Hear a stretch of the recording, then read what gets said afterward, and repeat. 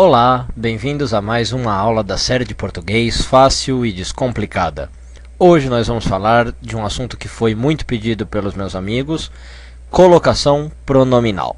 Mas antes disso eu vou dar 3 avisinhos rápidos, antes da gente passar para a matéria.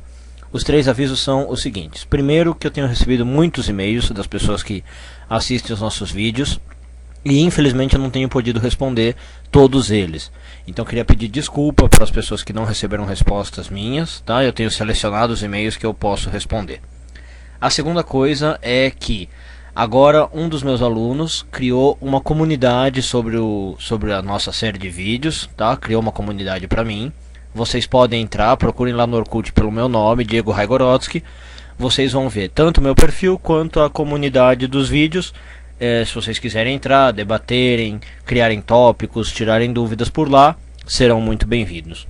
E por último, a última coisa que eu queria falar é para vocês me ajudarem se inscrevendo aqui no YouTube, tá? Porque desse jeito a gente sai assim numa dupla vantagem, na verdade. Eu ganho mais espaço no YouTube para colocar os vídeos, né? Então posso fazer mais vídeos para vocês e ajudar vocês. E vocês se inscrevendo também ficam sempre atualizados em relação ao conteúdo que eu for postando aqui. Vocês sempre recebem uma notificação cada vez que um vídeo sair. Então se você ainda não se inscreveu, eu peço que por favor você clique no botãozinho aí do lado na página e se inscreva, tá? Não dói nada, não custa nada e todo mundo sai ganhando. Bom, então dito isso, vamos lá. Qual é a manha para a colocação pronominal? Primeiro a gente precisa saber que a colocação pronominal vai afetar os seguintes pronomes. Os pronomes que estão aí na sua tela a partir de agora. Os pronomes me, te, se, lhe, lhes, o, a, os, as, nos e vos. Então esses pronomes eles têm 3 posições básicas em que eles podem aparecer com relação ao verbo. Quais são essas posições? São as seguintes: próclise, mesóclise e ênclise.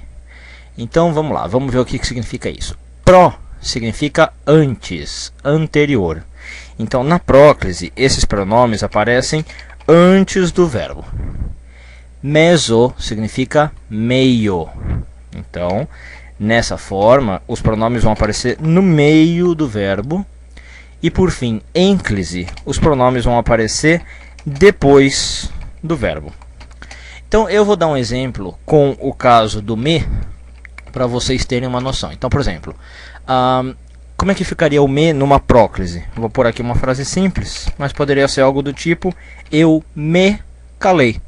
Então olha aqui como o me aparece antes do verbo calei. Se fosse numa mesóclise, ficaria uma coisa desse tipo aí: calar-me-ei. Tá? Olha, o me entra no meio do verbo. O verbo é calarei, certo? Calarei. E o me entra aqui no meio. Isso é a mesóclise, pouquíssimo usada no português, como vocês sabem, mas a gente vai precisar saber quando ela é usada. E por fim, na ênclise, o pronome vem depois do verbo, então ficaria alguma coisa do tipo... Deixa eu pensar uma frase. Bom, eu vou usar a mesma, né? Calei-me, ok? Só para ficar uniforme. Então, aqui eu teria o me aparecendo depois do calei. Eu me calei, próclise, calar-me, mesóclise e calei-me, ênclise. Ok? Então, uma vez entendido isso, fica muito fácil agora a gente saber quando se usa próclise, mesóclise e ênclise. Para esse vídeo eu vou focar no caso da ênclise e da próclise e vou deixar a mesóclise mais alguns exercícios para o segundo vídeo, ok? Então vamos começar falando o seguinte: a posição preferencial pela gramática no português é a ênclise. Ou seja, todo pronome vem preferencialmente depois do verbo, a não ser que algo o tire daquela posição. Então o que vocês têm que saber é o seguinte: todo pronome corretamente pela gramática tem que ser posto depois do verbo, ok? A gente então na verdade vai precisar saber quando é que isso não acontece. Ou seja, a gente vai precisar saber quando que o pronome vem em próclise. Você não precisa saber quando o pronome vem em ênclise, porque ele vem sempre em ênclise. Você só precisa saber dos casos em que ele vem em próclise. E para saber disso, existe uma regra muito fácil, uma regra muito prática, que eu chamo a regra do nariz de. Ok? Nariz com S, cuidado, né? Não é o nariz com Z. Bom, claro, a intenção é de lembrar do nariz com Z do órgão do corpo, mas aqui é nariz com S e D. O que significa essa regrinha do nariz? Essas letrinhas do nariz indicam que palavras vão atrair o pronome para que seja feita uma próclise. Eu vou explicar melhor, então vamos lá. O N significa negativas. Então, palavras negativas do tipo não, nunca, jamais, ninguém, ok? Vão atrair o pronome. O A significa advérbios, tá? Então, são palavras do tipo hoje, amanhã, sempre, ok?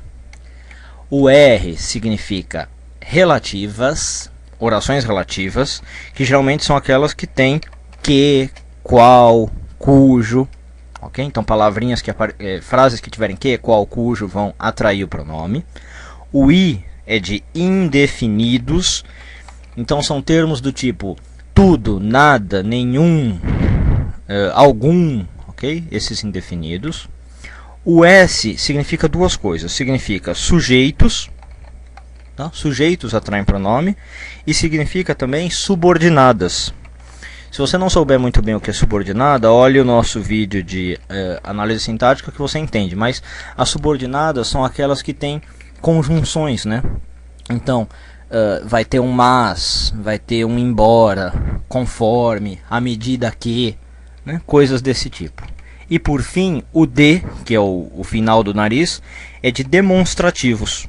Então palavras do tipo esse, essa, estes, essas, aqueles, ok? Então vamos ver um exemplo de cada um para ficar mais fácil, como se aplica a regra do nariz. Olha, eu preparei aqui umas frasezinhas. Por exemplo, não se meta nesse assunto.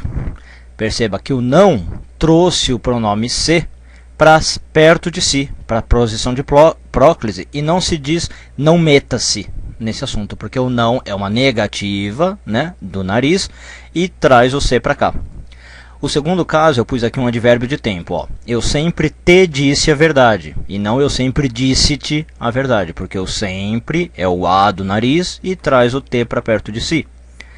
Depois, no caso de relativo, eu pus um exemplo com que.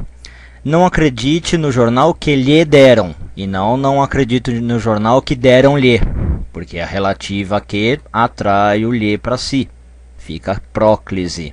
Vale o mesmo para quem, cujo, ok? Depois, no caso de indefinido, eu pus o alguém. Alguém se safou dessa, e não alguém safou-se, ok? O alguém é o indefinido, é o i do nariz, e traz para si o pronome. Então, alguém se safou, poderia ser ninguém se safou, também é um indefinido. Depois, no S de nariz, a gente tem os sujeitos e as subordinadas. Então, eu pus dois exemplos. Olha aqui um caso de sujeito atraindo pronome. Nós o vimos ontem. Okay? O nós é um sujeito, traz o. E no caso de subordinada, eu fiz aqui uma subordinada com embora, uma subordinada adversativa. Embora se arrependesse, não pediu desculpas. Tá vendo aqui a construção de subordinada, né? Duas orações, e a conjunção embora atraiu o se para si. Não é certo falar embora arrependesse, se não pediu desculpas. O embora atrai para si por ser uma subordinada, é o S do nariz. E por fim, a regrinha é nariz de, né? O D de demonstrativo está aqui no último caso. Este me parece melhor do que aquele. Este parece-me melhor do que aquele está errado. O este é um demonstrativo, é o D do nariz D, da regra de nariz D, atrai para si o pronome, então tem que ficar na posição de próclise. Certo? Então acho que ficou bem claro como é que funciona. O pronome vem sempre em ênclise, e se tiver um dos casos do nariz D, vem em próclise. Negativa, advérbio relativo, indefinido, sujeito, subordinada ou demonstrativo. Ainda falta a gente analisar o caso de mesóclise para encerrar o assunto. A gente vai fazer isso no segundo vídeo, aproveitando também para ver exemplos e exercícios. Ok? Então, espero vocês lá. Até a próxima, pessoal.